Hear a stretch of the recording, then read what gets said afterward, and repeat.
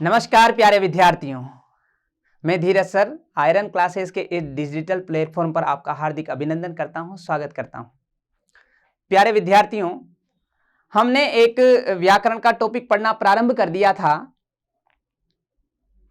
पदबंध, जो कि हमारे कक्षा 10th में बहुत ही मेजर टॉपिक माना जाता है।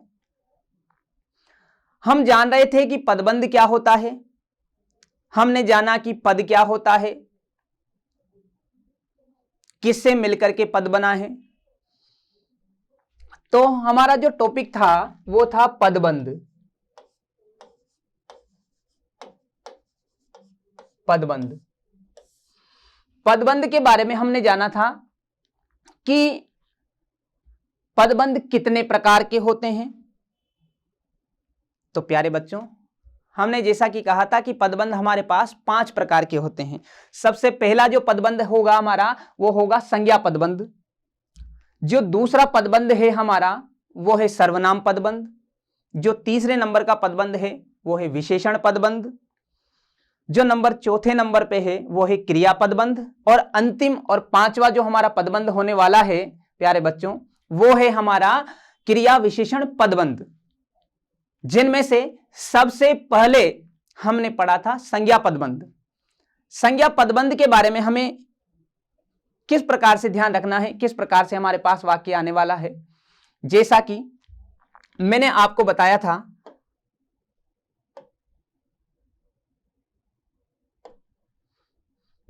मैंने आप लोगों को समझाया था कि जोर से बोलने वाला लड़का, जोर से बोलने वाला लड़का, जोर से बोलने वाला लड़का आज आशिक बन गया।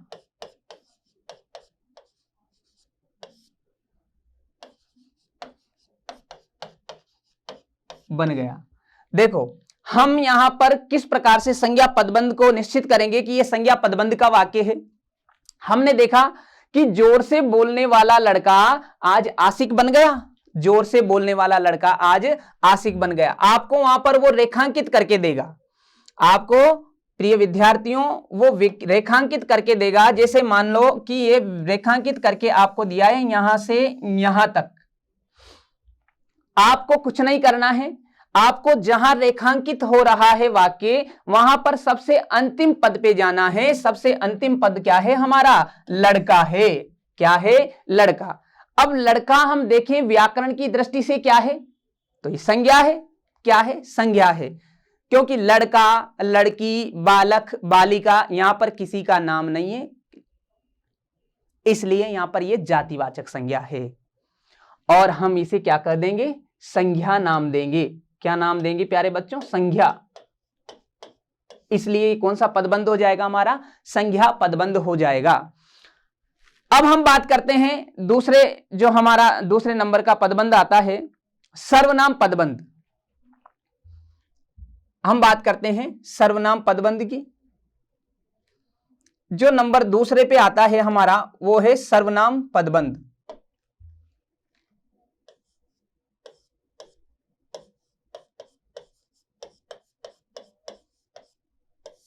सर्वनाम पदबंध।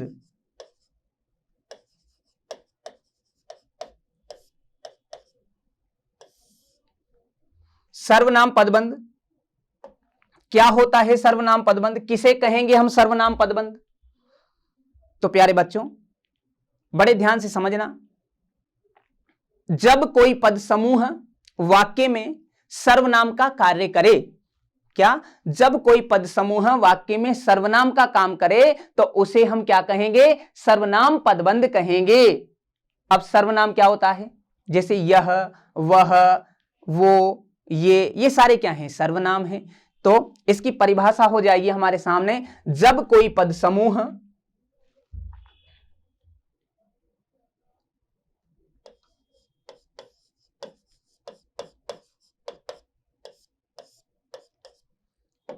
परिभाषा हमारे सामने क्या हो जाएगी? जब कोई पद समूह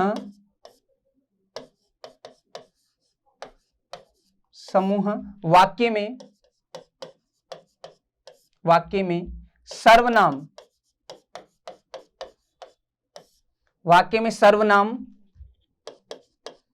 का कार्य करता है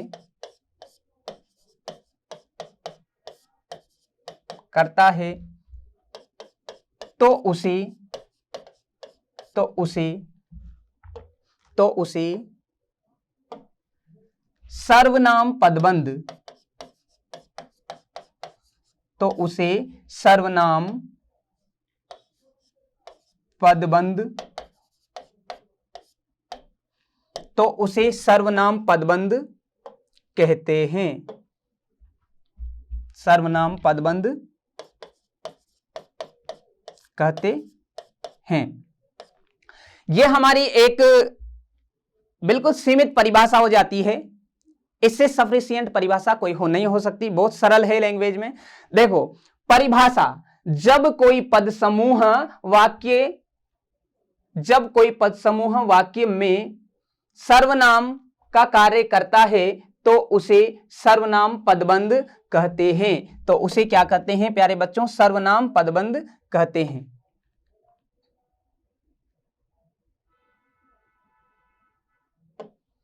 तो उसे सर्वनाम पदबंध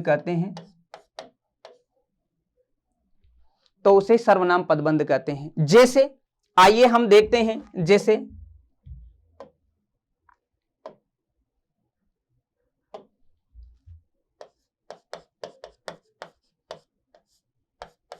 जैसे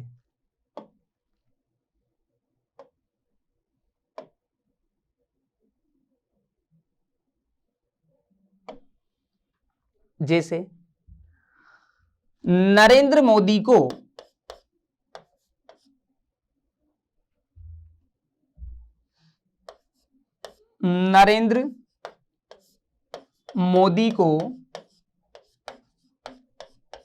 पसंद करने वाला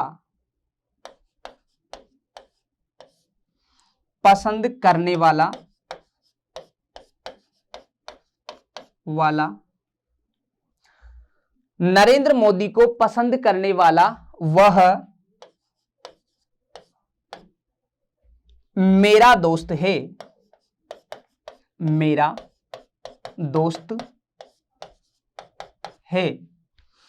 नरेंद्र मोदी को पसंद करने वाला वह मेरा दोस्त है। अब समझना, यहां से लेकर के वाक्य अंडरलाइन हो रहा है हमारा वह तक। हमने जाना था कि हमें जहां पर रेखांकित पद हो रहा है उसके सबसे अंतिम शब्द पे चलना है। अब यहां पर सबसे अंतिम शब्द क्या हो जाएगा प्रिय विद्यार्थियों? सबसे अंतिम शब्द हो जाएगा हमारा वह। अब वह को व्याकरण की दृष्टि से क्या कहेंगे? वह व्याकरण की दृष्टि से होता है हमारा सर्वनाम। इसलिए इस वाक्य में सर्वनाम पदबंध होगा। कौन सा पदबंध होगा? सर्वनाम पदबंध होगा। एक बार दोबारा से फिर से समझेंगे कि जब कोई पद समूह वाक्य में सर्वनाम का कार्य करता है तो उसे सर्वनाम पदबंध कहते हैं। नरेंद्र मोदी को पसंद करने वाला वह मेरा दोस्त है। आई क्या बात विद्यार्थियों? समझ में आई क्या प्रिय विद्यार्थियों? एक और उदाहरण हम देख लेते हैं।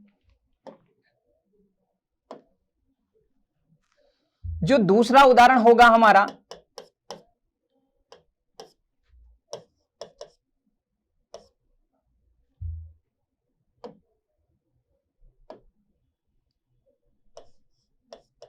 समय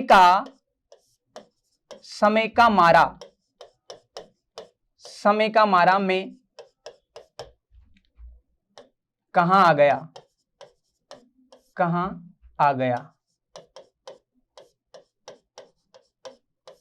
समय का मारा में कहां आ गया? समय का मारा में कहां आ गया? अब यहां पर हमारे लिए जो वाक्य रेखांकित कर रखा है वो रेखांकित वाक्य है समय का मारा में, समय का मारा में। अब हम में को व्याकरण की दृष्टि से देखेंगे कि में, वह, तुम क्या है? सर्वनाम है। तो इसे हम क्या कहेंगे? सर्वनाम पदबंध कहेंगे। क्या कहेंगे प्यारे बच्चों? सर्वनाम पदबंध, सर्वनाम पदबंध कहेंगे। समझ में आ रही है ना बातें? हाँ, एक और उदाहरण देखिए।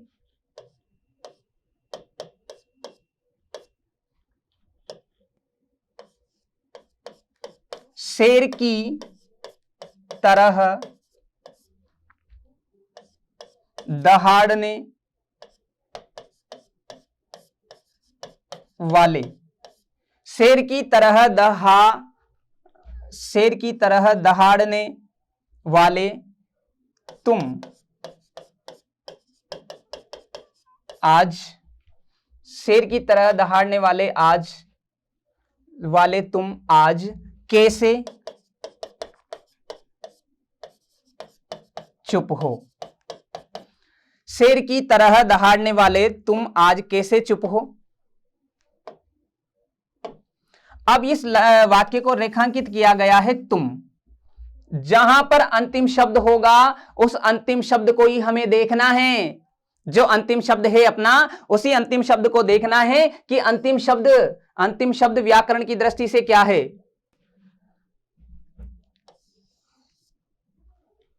अब देखेंगे तुम व्याकरण की दृष्टि से क्या है? सर्वनाम है,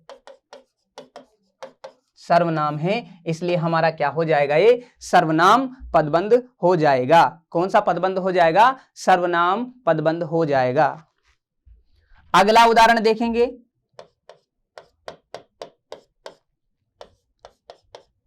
जो औरत कल यहां आई थी, जो औरत कल यहां आई थी वह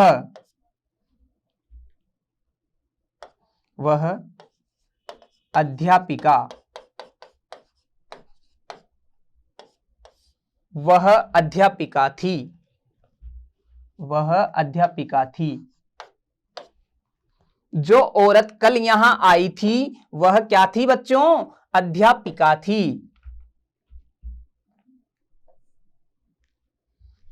जो औरत कल यहां आई थी वो क्या थी? अध्यापिका थी।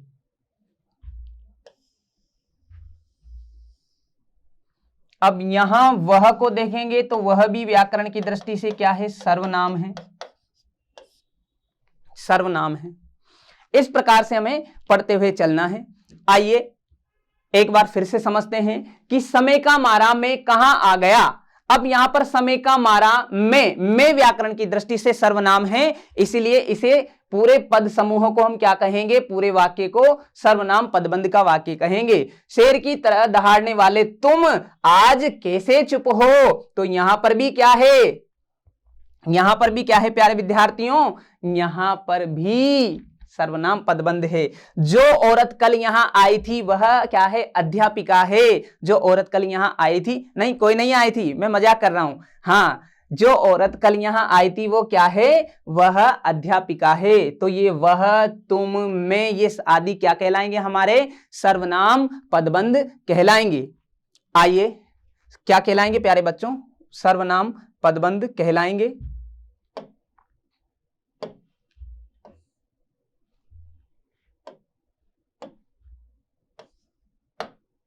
सर्वनाम पदबंध कहलाएंगे। अब हम आते हैं हमारा जो तीसरा पदबंध है,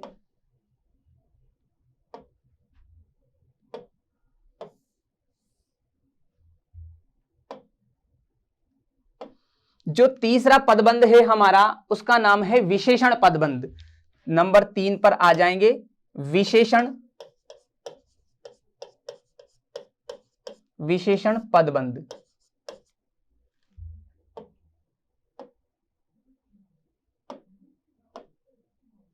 विशेषण पदबंध।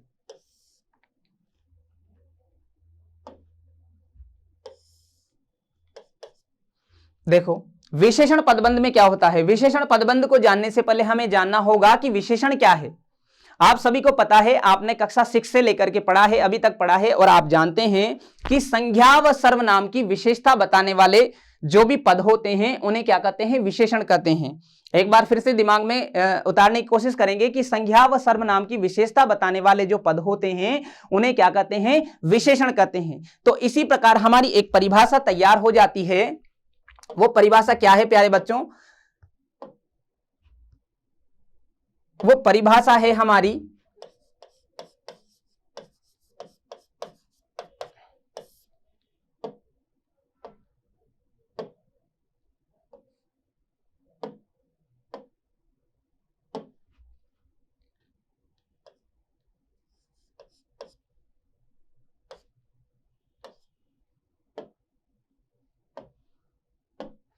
जो हमारी परिभाषा हो जाती है, जब कोई पद समूह वाक्य में, ध्यान से सुनना एक बार, जब कोई पद समूह वाक्य में संज्ञा व सर्वनाम की विशेषता बताता है, जब कोई पद समूह, ध्यान देना,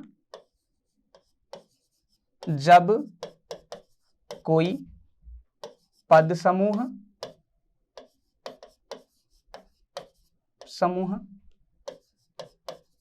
वाक्य में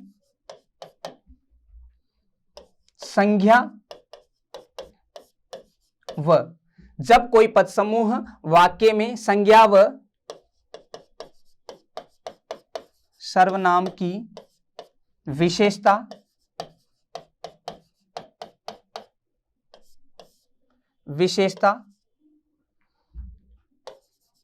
बताता है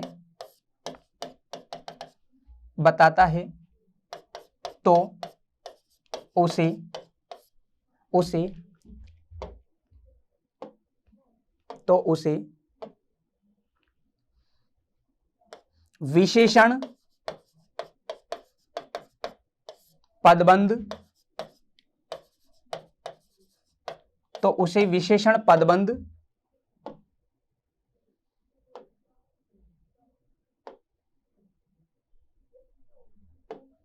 कहते हैं।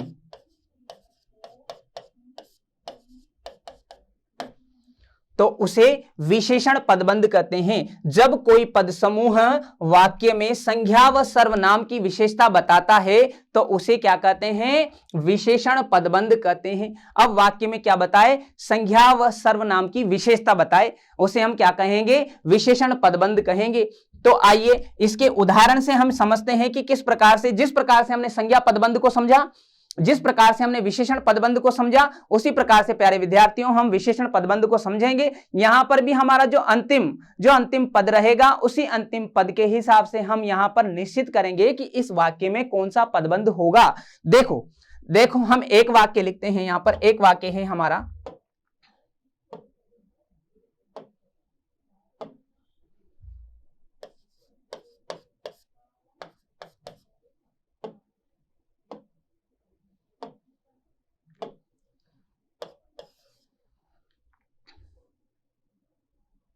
सबसे पहला वाक्य है हमारा कि बहुत ही ईमानदार, देखना सबसे पहला वाक्य है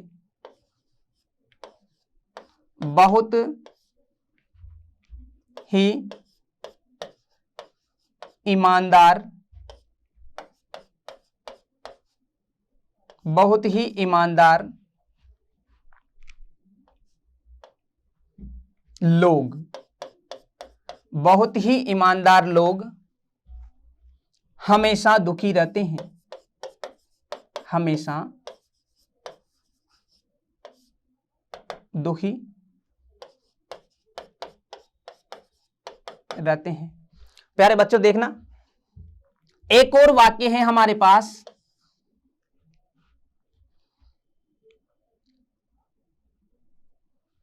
अधिक वफादार कुत्ता आज मर गया। बहुत अधिक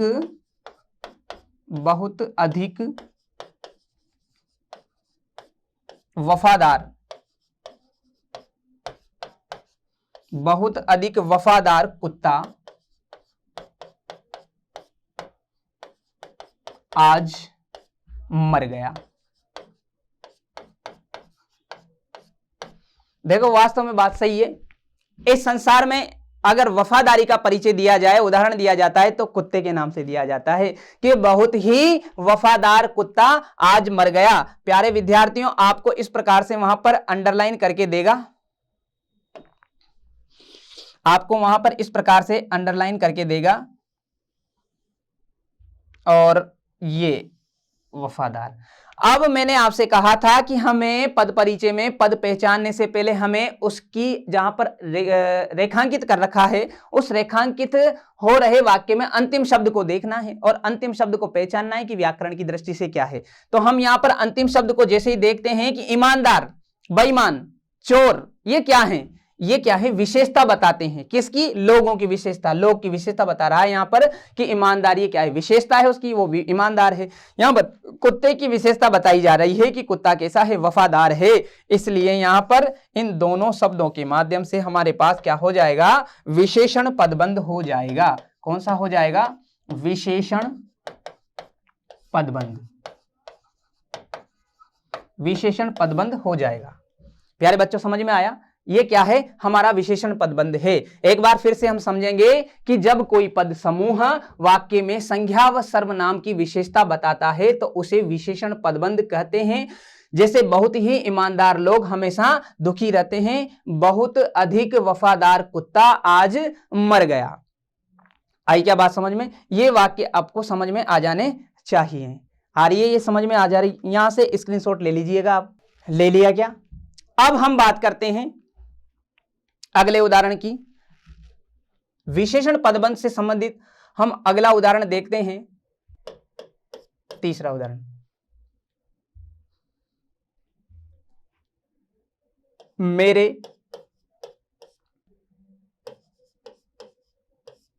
घर के सामने वाली, मेरे घर के सामने वाली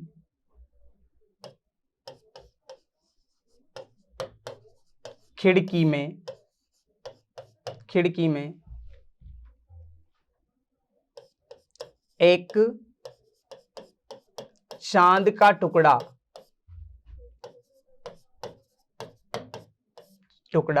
रहता है।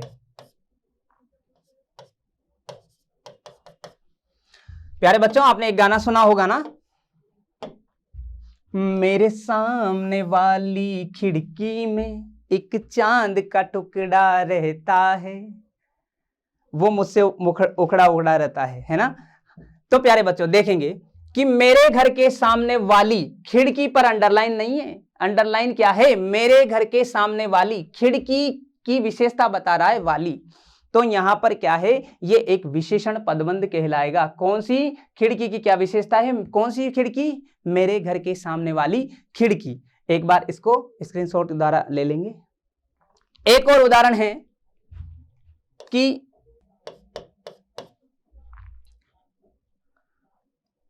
राधिका बहुत ही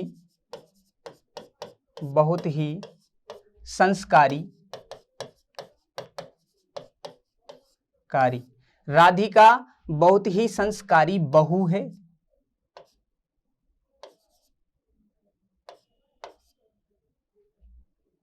राधिका सबसे बहुत ही संस्कारी औरत है, लिखेंगे औरत है। राधिका सबसे बहुत संस्कारी क्या है? औरत है। औरत है। अब यहां पर वाक्य अंडरलाइन करके दे रखा है संस्कारी। अब हम देखेंगे कि यहां पर संस्कारी हमारे व्याकरण की दृष्टि से क्या है? विशेषता बताने वाला शब्द है। औरत की विशेषता बता रहा है कि राधिका किस प्रकार की औरत है? एक संस्कारी औरत है। इसलिए ये वाक्य क्या हो जाएगा? हमारा विशेषण पदबंध का वाक्य हो जाएगा। प्यारे बच्चों, इस प्रकार के आपसे जो पदबंध से 5 प्रश्न एग्जाम में किए जाएंगे। 5 प्रश्नों का जवाब आपको 5 में से 4 प्रश्नों का जवाब देने हैं और 4 अंक का आपका ये पदबंध हो जाएगा। हमने अब तक 3 पदबंध पढ़े हैं। अगला जो हमारे पास पदबंध आता है वो आता है क्रिया पदबंध। अभी तक का आपको समझ में आया ना? हाँ, ध्यान दीजिए। अब हमारा जो चौथा पदबंध है वो है हमारा क्रिया पदबंध। कौन सा पदबंध है प्यारे विद्यार्थियों? चौथा पदबंध। चौथे पदबंध की बात करें तो चौथा पदबंध रहेगा हमारा क्रिया पदबंध।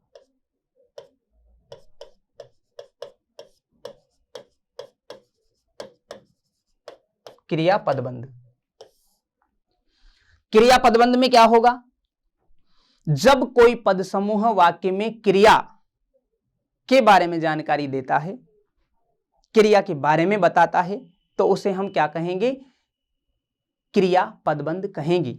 जब कोई पद समूह वाक्य में क्रिया का बोध कराता है तो उसे हम क्या कहेंगे? क्रिया पदबंध कहेंगे। जैसा कि आप नोट कर ही रहे हैं। क्या होगा? जब कोई पद समूह, परिभाषा पे आ जाते हैं,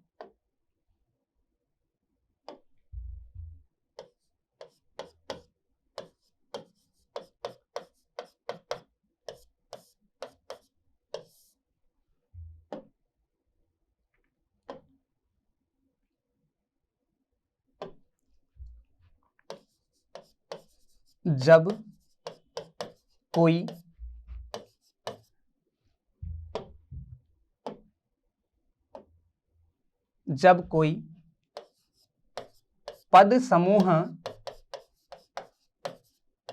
कोई पद समूह वाक्य में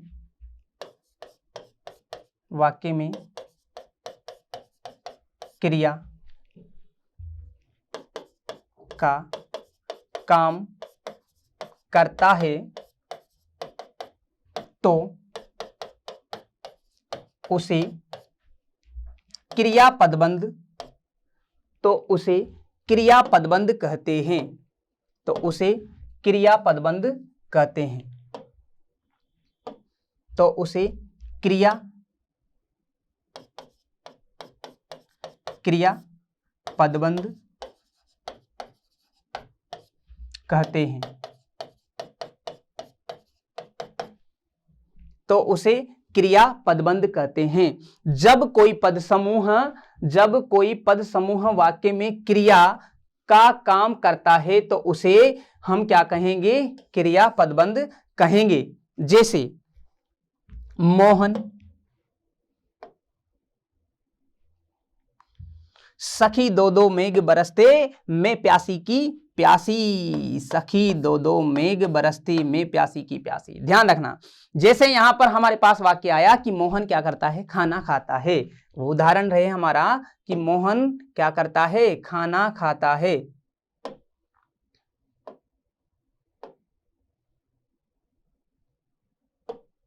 पहला उदाहरण आया हमारा मोहन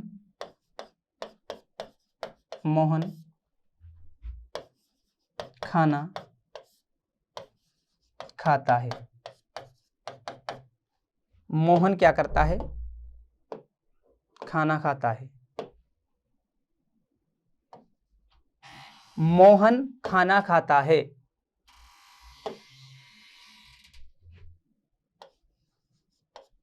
खाना खाता है।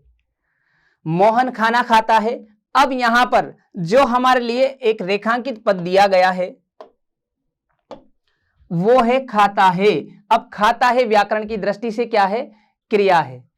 क्रिया है, व्याकरण की दृष्टि से क्या है? ये क्रिया है। ऐसे ही जैसे सीता गाना गाती है, ऐसे ही हमारे पास एक और वाक्य आया, सीता गाना गाती है।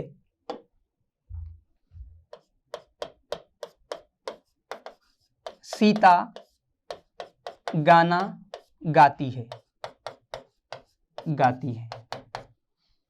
प्यारे बच्चों, ये दोनों वाक्य हैं। यहां से जो अंतिम रूप से अंडरलाइन हो रहा है वहां से हम समझ लेंगे कि ये क्रिया प्रबंध के वाक्य हैं। ये क्रियाएं हैं दोनों व्याकरण की दृष्टि से, और इसे हम क्रिया पदबंध कहेंगे। तो प्यारे विद्यार्थियों, लेते हैं आज के लिए इजाजत। और आशा करता हूं कि आपको पदबंध की जो क्लास चल रही है समझ में आ रही होगी। इसी प्रकार व्याकरण के नए नए टॉपिक्स से जुड़ने के लिए आप जुड़े रहिए आयरन क्लासेस के इस डिजिटल प्लेटफॉर्म पर। लेते हैं विदा, नमस्कार।